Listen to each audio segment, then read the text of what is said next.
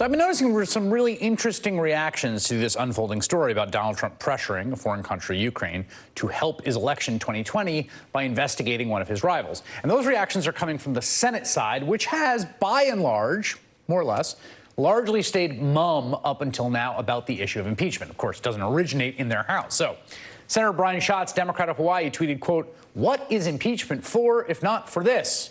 Senator Chris Murphy, Democrat of Connecticut, tweeted, quote, "If he demanded a foreign government to do his political bidding, that's when he crossed the critical threshold. No need to overthink this." And then there's Senator Elizabeth Warren, Democrat of Massachusetts, obviously running for president, who was already on the record supporting impeachment, sending an unmistakable message directly to House Speaker Nancy Pelosi with this tweet, quote, "After the Mueller report, Congress had a duty to begin impeachment. By failing to act, Congress is complicit in Trump's latest attempt to solicit foreign interference to aid him in U.S. elections. Do your constitutional duty and impeach the president." Pretty direct. So that's what's going on in the Senate. In the House, the tally for impeachment for the Democrats was 134 before today, when Minnesota Democratic Congressman Dean Phillips came out, somewhat surprisingly, and I'll explain in a second, in favor of impeachment, saying, quote, "If the reports are corroborated, we must pursue articles of impeachment and report them to the full House of Representatives for immediate consideration." Another of his Minnesota colleagues, Democratic Congresswoman Angie Craig, also following suit. And I should tell you that both of those Minnesota Democrats, they're from swing districts, and they are now in favor of impeachment. This could be the break glass moment, but it remains to be seen if the rest of the Democratic caucus agrees. Here with me now is someone who's been an outspoken advocate of impeachment since well before the current news. In fact, even before the Mueller report, Democratic Congressman Al Green of Texas, who's now introduced articles of impeachment against Donald Trump unsuccessfully 3 times. Congressman, what do you make of both this story and whether it constitutes high crimes and misdemeanors, and the statements of your Democratic colleagues in the wake of it? Well, thank you so much for having me on, Mr. Hayes. This is an important story. It could be the straw that will break the camel's back for a number of people who haven't come on board. But as you know, a good many people have already decided that we should move in the direction of impeachment. It's my belief that we are seeing a rerun of what happened with Mr. Comey. If you'll recall, with Mr. Comey, the president fired him. The president went on television, national TV, prime time, and said that he was thinking about that Russia thing at the time he fired Mr. Comey. So this is nothing new in the sense that the president does this quite regularly. He's done it with other things, and he'll continue to do it. With reference to my colleagues, we're at the crossroads of accountability.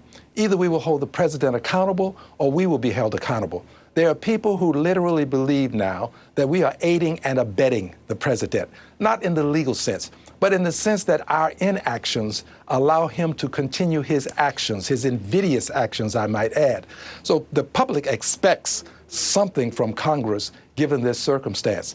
And for those who say that you have to wait on the public, I am so pleased that Rosa Parks didn't take a poll. She wouldn't have taken that seat on that bus. If John Lewis had taken a poll before they crossed the Edmund Pettus Bridge, I'm not sure they would have crossed on Bloody Sunday. And thank God Dr. King didn't take a poll before having the march on Washington.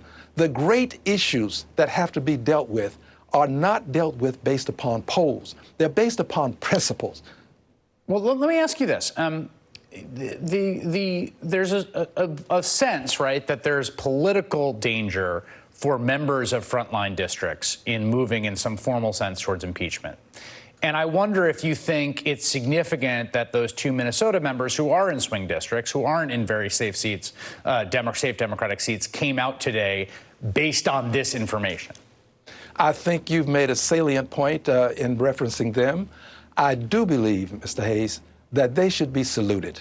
I commend them for putting principle above politics, for putting the people above our party. This is what has to happen.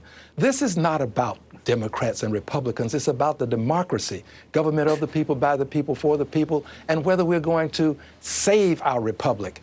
They have done the righteous thing, not just the right thing, but the righteous thing, and I commend them and hope that they will continue to encourage others to do so. By the way, I think you'll see more people coming out. The momentum now is in the direction of impeachment. I think the president will be impeached, and I think that you'll see many more come out within the next week or two. So tomorrow there's going to be a House caucus members-only meeting at 4 p.m. Do you have anticipation? I think this will be one of the agenda items, along with, I think, some discussion of trade and the president's efforts to ratify a kind of NAFTA 2.0, and whether the speaker will put her muscle behind that effort, deliver that for the president.